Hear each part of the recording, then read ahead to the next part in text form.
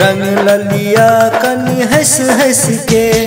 होली खेलू साली सट सट के, रंग ललिया कनी हंस हंस के।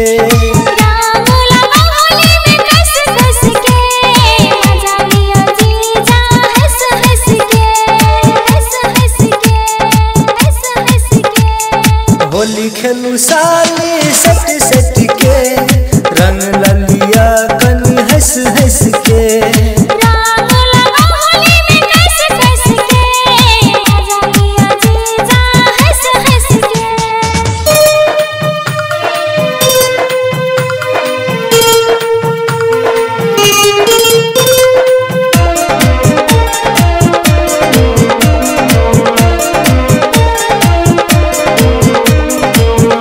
लाल रंग से रंगा देब हम साली आहा के दोनों गाल के।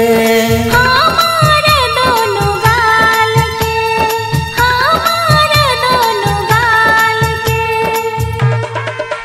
लाल रंग से रंगा देब हम साली आहा के दोनों गाल के। भैया में आबू नई साली, रंग लगब हम प्यार से। रंग दिया जीजा प्यार से, रंग दिया जीजा प्यार से। होली खेलू साली सट सट के, रंग ललिया कनी हंस हंस के। रंग लगा होली में कस कस के, मजा लिया जीजा हंस हंस के। मजा लिया जीजा हंस हंस के, हंस हंस के। होली खेलू साली सट सट के, रंग ललिया कनी हंस हंस के। रंग लगा होली में कस कस के, मजा लिया जीजा हंस हंस के।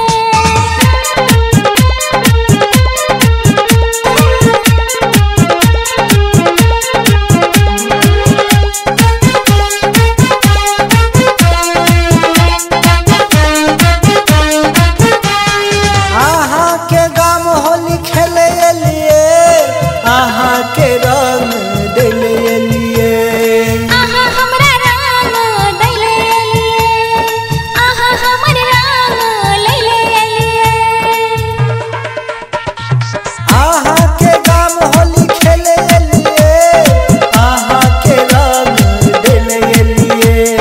रंग ललिया हमर नाम के, रंग ददिया अपन नाम के। रंग लालिया हमर नाम के, रंग दानिया अपन नाम के। होली खेलू साली सट सट के, रंग ललिया कनी